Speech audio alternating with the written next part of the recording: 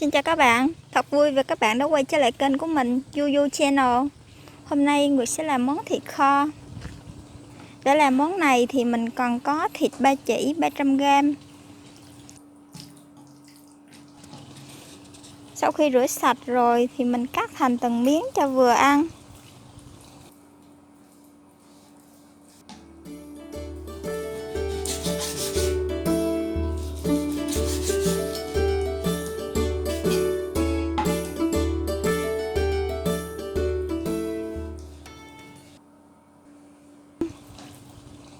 Cắt xong mình cho thịt vào cái đĩa này.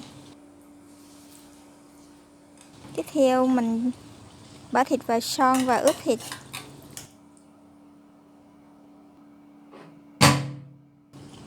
Giờ mình bằm tỏi nha. Trước khi bằm thì mình phải đập thì tỏi nó mới thơm được.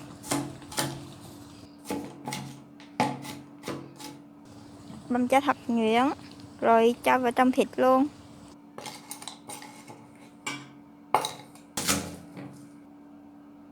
Tương tự hành cũng vậy, cũng phải đập ra. Sau đó mới cắt nhuyễn và cũng cho vào thịt tiếp.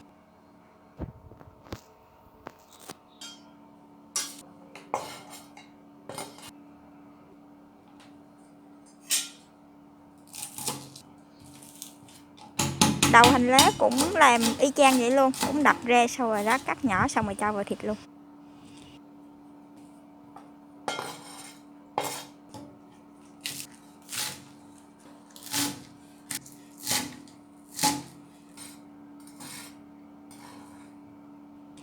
Giờ thì mình bắt đầu ướp thịt nè.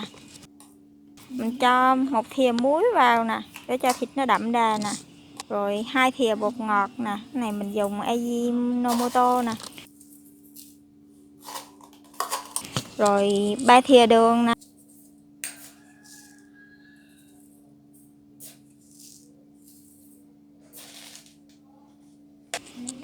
Rồi nửa thìa tiêu thôi.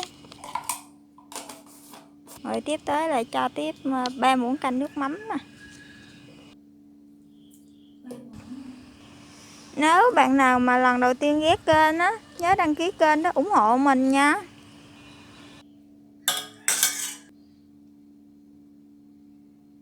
Rồi màu đường thì mình dùng đường thốt nốt. Các bạn không có đường thốt nốt thì dùng đường màu dừa. Dùng 1 muỗng hoặc nửa muỗng cũng được.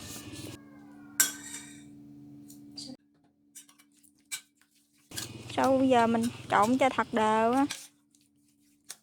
Rồi ướp trong 30 phút để cho thịt ngấm đều gia vị trước khi kho.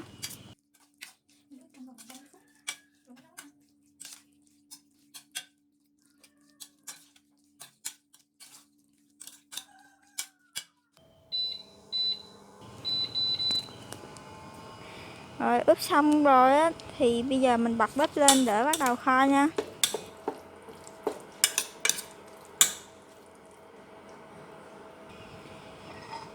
Mình đậy nắp lại cho thịt nhanh sôi hơn.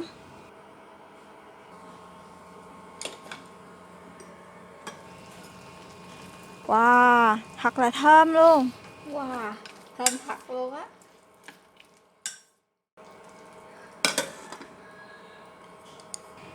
Để thịt sôi thơm 2 phút nữa cho thịt săn lại.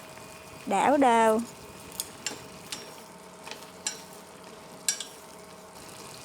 Rồi sau đó bây giờ mình cho thêm nước vào nè.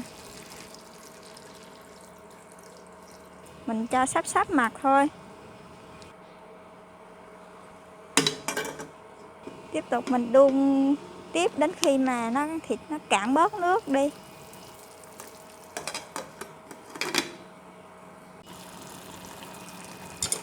Khi mình thấy thịt cạn bớt nước rồi mình có thể tắt bếp và nhắc xuống.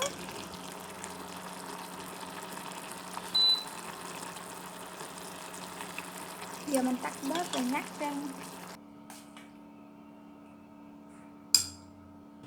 Rồi bày ra tô và trang trí nha.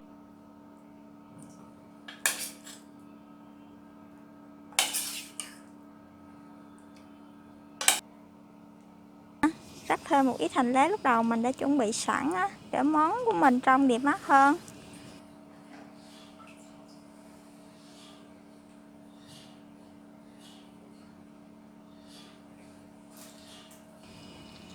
Video của mình đến đây là hết rồi. Cảm ơn và hẹn gặp các bạn ở trong các video tiếp theo của mình nha.